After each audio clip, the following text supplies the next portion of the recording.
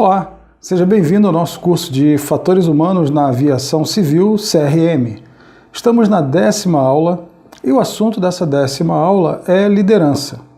Bom, liderança, como outros assuntos tratados aqui, é algo complexo, é algo que requer uma análise um pouco mais profunda, mas fica aqui aquela minha ressalva de que a liderança que nós vamos estudar aqui é exatamente o que a gente precisa como um dos fundamentos do CRM, um dos pilares do CRM. Então, a liderança, na ótica do CRM, é o assunto dessa nossa aula. E vamos a ela. Bom, primeiro, o que é o conceito, qual o conceito de liderança que a gente tem, que eu escolhi para colocar aqui? Eu escolhi um conceito muito simples e depois a gente vai trabalhando sobre ele aqui. A liderança é a capacidade de exercer influência sobre indivíduos e grupos. Isso é um conceito interessante de liderança. Sofrer influência, capacidade de exercer influência sobre indivíduos e grupos. Outra definição interessante de liderança aqui é a seguinte: é o papel que se define pela frequência com que uma pessoa influencia ou dirige o comportamento de outros membros de um grupo.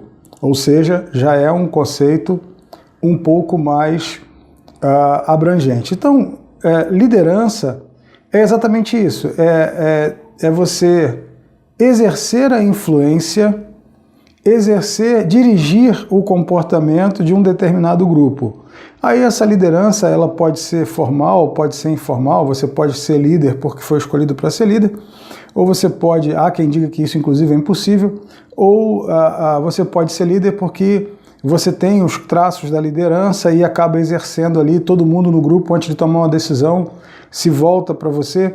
Isso não vem ao caso aqui para a gente vai discutir inclusive um pouco mais sobre isso lá para frente. Vamos embora ver primeiro esse conceito de liderança. Então, com esse conceito fechado de que liderança é o papel que alguém cumpre na influência ou na direção de outras pessoas de um grupo, vamos embora ver a partir de agora algumas teorias sobre essa liderança, como é que isso funciona do ponto de vista teórico.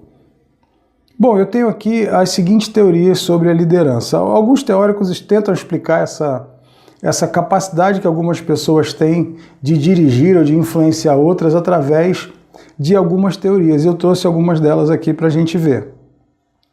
A teoria dos traços de personalidade, a teoria dos estilos de liderança e a teoria da liderança contingencial. Eu trouxe essas três teorias aqui para a gente passar um pouco sobre elas. Há outras, mas eu escolhi essas três porque essas estão intrinsecamente ligadas àquilo que a gente precisa dentro da questão do CRM. Vamos falar da primeira aqui, teoria dos traços de personalidade. Segundo essa teoria, as pessoas têm determinados traços e exercem influência sobre grupos ou pessoas. E aí, que traços são esses? De onde é que vem essa capacidade de você exercer influência sobre outras pessoas?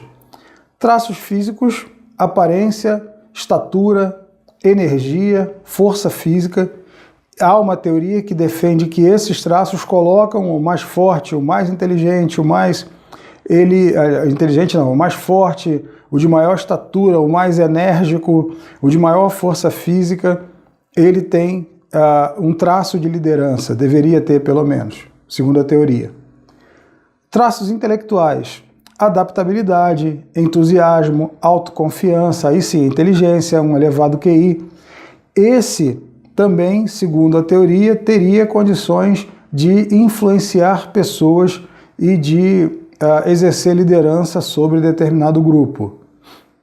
Traços sociais, capacidade de cooperação, a habilidade interpessoal, a habilidade administrativa, isso também ia conferir a alguns indivíduos a capacidade de liderar grupos.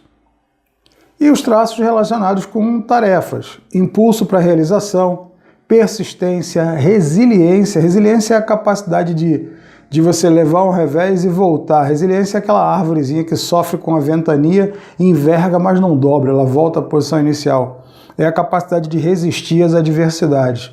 Então, a pessoa resiliente, uma pessoa que tem impulso para a realização, uma pessoa persistente, uma pessoa que tem iniciativa, ela também, segundo a teoria dos traços de personalidade, pode exercer liderança sobre grupo. Então, aí a gente tem alguns fatores que colocam uma pessoa na posição de líder, segundo essa teoria de traço de personalidade, certo?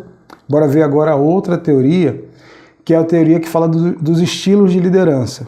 Essa teoria do estilo de liderança, ela divide basicamente a liderança em 3 estilos.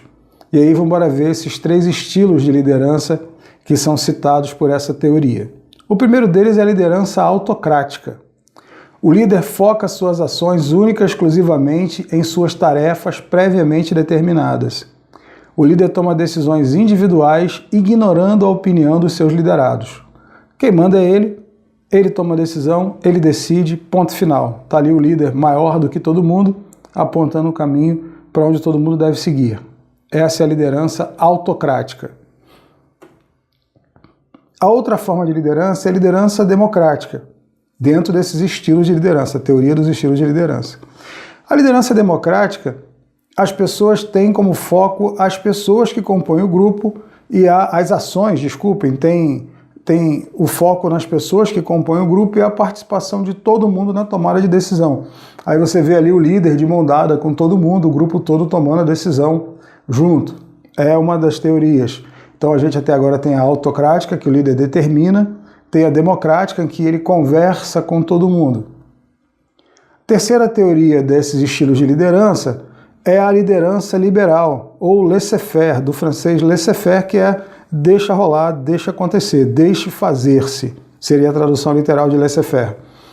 O grupo não precisa da supervisão do seu líder, ficando os seguidores livres para conduzir os projetos, os seus projetos tendo o poder delegado do líder, ou seja, o grupo decide independente do líder, sem a participação do líder. O grupo decide por si só. E o líder fica ali na mesa de braço cruzado, de perna para o ar, dizendo, não, tá com vocês, eu estou aqui só observando, tá com vocês aí. Seria a liderança liberal ou a liderança laissez-faire, né? Bom, normalmente se pergunta dessas 3 aí, qual seria a melhor liderança, né? Há quem diga que a melhor liderança seria a liderança democrática que toma decisão com todo mundo. Lê do engano. A melhor liderança é aquela que consegue transitar entre esses 3 estilos aí. Por quê? Porque há momentos de tomada de decisão em que o líder tem que ser autocrático. Ele não tem tempo e ele não tem condições nem recursos de explicar para todo mundo o que está acontecendo. Ele tem a responsabilidade, ele foi treinado e ele tem que tomar a decisão. Ele toma autocraticamente, sem perguntar para ninguém, porque a responsabilidade está toda com ele. Há momentos em que você pode juntar o grupo, conversar com o grupo e perguntar qual seria a melhor solução e ouvir as questões de todo mundo, como por exemplo num briefing antes de uma missão. Aí sim, seria uma liderança democrática, importantíssima também. Mas há momentos em que você precisa que o grupo adquira confiança, que o grupo comece a andar por si só, que outras lideranças comecem a despontar no grupo. E aí você precisa ter uma liderança liberal, você precisa fazer o laissez-faire e deixar o grupo tomar a decisão por si só. Isso vai fortalecer o grupo. Então, não há dentro dessas 3 a melhor entre elas. As 3 são importantes, desde que o líder consiga transitar entre elas. E aí a gente chega, eu acabei antecipando, a terceira teoria, que é a teoria da liderança contingencial, que é exatamente isso que eu acabei de falar para vocês. A liderança contingencial, também chamada liderança situacional, dá à liderança um atributo psicossocial complexo. O foco deixa de ser nas características do líder e passa a ser a observação da situação e a maturidade dos liderados, ou seja, de acordo com a situação e de acordo com a maturidade do grupo que eu tenho, eu como líder não estou mais preocupado em mim, o que eu sou capaz de fazer, mas eu levo em consideração a situação e o grupo que eu tenho. E aí eu vou transitar dentro daqueles conceitos de liderança autocrática, democrática ou liberal. E vou agir da maneira que for mais conveniente para o grupo, que dê mais ganho para o grupo. Então a liderança contingencial ou situacional é essa que passeia, essa que permeia todas as outras características. Dependendo da situação imposta, e do grau de maturidade da equipe, o líder adotará uma postura autocrática, democrática ou liberal, conforme eu falei.